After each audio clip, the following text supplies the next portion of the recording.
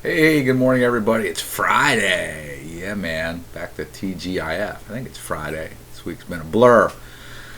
A lot of miles to travel today, too, but we got a party tonight. It's not like I used to party, but yeah, well, there'll be some of that going on there, too. Parts of the family still love to indulge, and that's okay.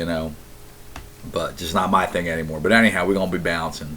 Grandson's 5th birthday party a week early. Yeah, hard to believe. 5 years already. But anyhow, awesome little dude, saved our family. Story for another day, I guess. But anyhow, today we're moving through our Proverbs study, and we're up to chapter 26 already. Soon going to be done with this, and it's been awesome. And again, the Lord spoke to me today. Again, I'm doing this in the hopes of sharing with as many people as possible, share the truth. But I'm also doing this for myself, and I'll get into that as we move through here a little bit. But Proverbs 26 in the New Living Translation begins verse 1. Honor is no more associated with fools than snow with summer or rain with harvest. So there's no honor in being foolish. Many times we think we're cool, but like a fluttering sparrow or a darting swallow, an undeserved curse will not land on its intended victim. Voodoo, bad mojo, and I know that's just an extreme example, but don't wish anything bad on your enemies. Touched on that yesterday.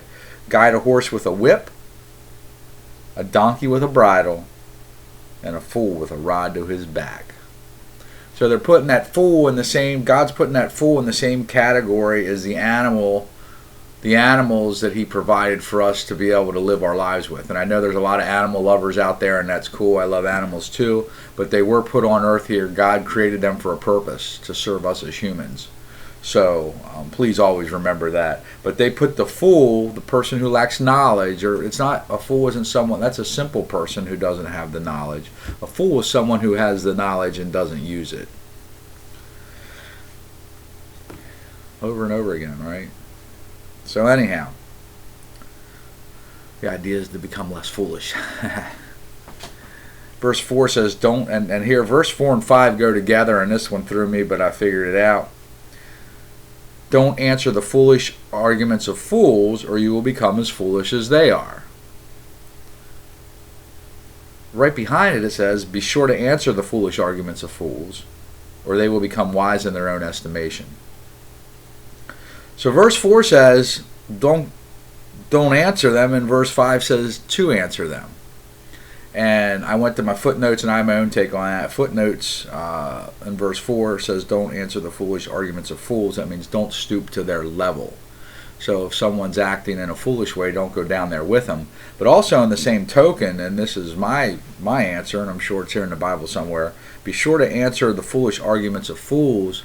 One of my mentors taught me a long time ago, if you are in a group of people or just with one person and they're speaking on a subject, especially if it's foolishness, and you don't agree with what they're saying but don't speak up and let them know that, they automatically assume that you agree with them. So think about that at times that you've been in that situation. How many times maybe have you been around someone and they say something and you don't agree with it? Maybe just not to start an argument, because again, the chapter verse is going not to tell us not to quarrel, and we've touched on that earlier. However, you have to let them know that if I'm for blah blah blah for president, and you're not, say, look, man, I have another side. I don't want to really get into that. If you don't want to get into that with them, tell them that, But if you don't speak your mind, they're gonna think that you agree with them. And it may come back to bite you, because sooner or later they're going to say, yeah, I was talking to Jim over there. Yeah, we were talking about blah, blah, blah, and it's like, he's like that. Yeah, he's and really, you may not be. So the wrong message gets spread about you. So it's all in how you read it and interpretation. Don't answer the foolish arguments of fools. Don't stoop their level. Be sure to answer the foolish arguments of fools. Let them know your side of the story. So anyhow, talks a lot about fools in this chapter. A lot about foolishness. A lot about laziness. Okay. Moving on. Verse 6. Trusting a fool to convey a message is like cutting off one's feet or drinking poison. A proverb in the mouth of a fool is as useless as a paralyzed leg. Honoring a fool is as foolish as tying a stone to a slingshot. Make your weapon useless. A proverb in the mouth of a fool is like a thorny branch brandished by a drunk. Falling down, blah, blah, blah, blah. An employer who hires a fool, or I'm good, I know how to do that because I used to do it all the time. Anyhow, an employer who hires a fool or a bystander is like an archer who shoots at random. Again, reinforcing foolishness is a dead end. Okay. Verse 11 says, as a dog returns to his vomit, so a fool repeats his foolishness. Don't we do the same stupid stuff over and over again if we don't know any better, or if no one tells us any different? A dog returning to his vomit. Great image to start Friday. Anyhow, love y'all. Not my words. Verse 12 says, there is more hope for fools than for people who think they are wise. So again, a little play on words here, but there is more hope for fools than for people who think they are wise. So I take that as saying that a fool is someone who has knowledge but does not use it. Someone who does none at all but thinks they know everything. They're even more foolish. That's some other words I was going to throw out there, but they're even more foolish yet than the fool. Now we're switching to laziness. A couple verses on laziness. The Lord's been touching a lot on this. The lazy person claims, there's a lion on the road. Yeah, I'm sure there's a lion out there. Hit him over the head and keep on moving. As a door swings back and forth on its hinges, so the lazy person turns over in bed. Lazy people take food in their hand but don't even lift it to their mouth. Lazy people consider themselves smarter than 7 wise counselors. Isn't that the truth? Laying back. Look at that idiot over there. Mean. Just all mean. 17. I want to touch on 17 here after I get a swig. I've been contemplating lately, and it shows you, no matter how long you've been around this stuff, that we are only human. I've been contemplating lately getting involved in a situation, and I'm already somewhat involved in a situation where I don't have both sides of the story, and I've been thinking about going to the other side to try and get their side of the story, and maybe try and guide them, and who am I for me to guide them? But I've been contemplating this, and I've been contemplating this without speaking to God about it, without God's help. So He took care of it for me today. Verse 17. Interfering in someone else's argument is as foolish as yanking a dog's ear. I used to have a little schnauzer. He was the coolest dog. And my friends, we were young, we were stupid, we were getting high all the time, and they always wanted to mess with my dog. I told him, he's going to bite you.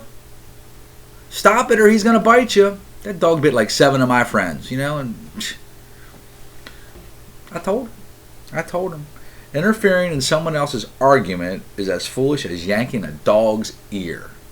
It made me think of my little schnauzer. And it made me think of the situation I've been thinking about getting in the middle of. And guess what I'm not going to do? Verse 18. Just as damaging as a madman shooting a deadly weapon is someone who lies to a friend and then says, I was only joking. And I got to relate, something came to mind here. I want to relate this with you too. And sorry, babe, I'm going to go back to my high school sweetheart.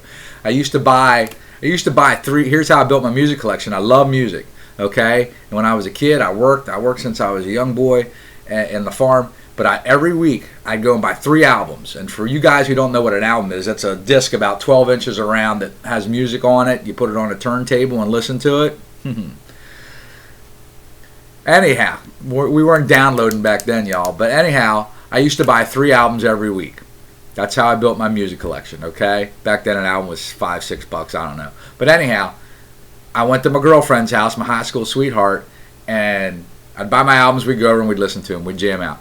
And it was her birthday, and I knew there was like an album in there that she really wanted, but we put this other album on first. And it's the one that I really wanted, and I'll put it on first because I really wanted to listen to that more than the one she liked.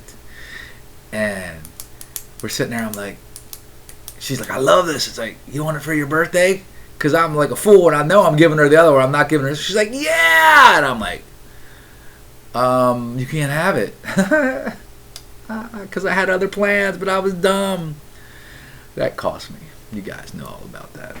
Sorry, baby. Deadpool, I love you. I don't, just it was a situation I had to relate to. Anyhow, moving on. If someone lies to a friend and says, I was only joking, it's like shooting somebody. Fire goes out without wood, and quarrels disappear when gossip stops. We've been talking about the tongue. Quarrelsome person starts fights as easily as hot embers lighting charcoal or fire lights wood. Rumors, verse 22 says, rumors are dainty morsels that sink deep into one's heart. Y'all got to remember that whenever you say something or hear something or see something or do something, it goes into this filing cabinet called a brain, and it stays there forever. And if you're starting rumors, you're going to get down in your heart and rip it apart. Smooth words may hide a wicked heart, just as a pretty glaze covers a clay pot. People may cover their hatred with pleasant words, but they're deceiving you. They pretend to be kind, but don't believe them. Their hearts are full of many evils. While their hatred may be concealed by trickery, their wrongdoing will be exposed in public. If you set a trap for others, and let's stop there, there's scams everywhere. People are always trying to one-up you, okay, because they don't have wisdom. They don't have the love of Jesus. It's our society, okay, and that's who we're trying to reach here, our society. If you can reach only one and help only one and change only one, maybe they'll change one. We got to rebuild this. We got to get it better. But these verses are talking about be wary because people are coming after you, okay? And then this talks to the person who's coming after you. The last two verses in the chapter talks to you if you are one of these types of people, as I used to be, okay? And sometimes still am. That's why I ask for forgiveness a lot. If you set a trap for others, you will get caught in it yourself. If you roll a boulder down on others, it will crush you instead. This is God speaking, people. Okay? And I don't know if you fear the Lord, but I certainly do. I would recommend that you think about that or figure that out on your own or with help from others if you don't, through this book that I'm reading.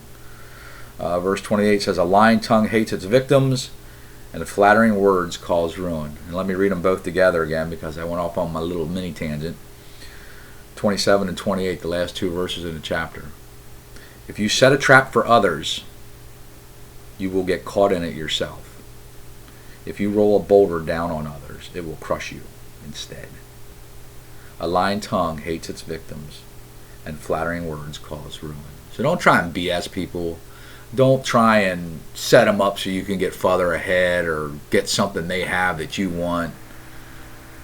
Going to lead to death.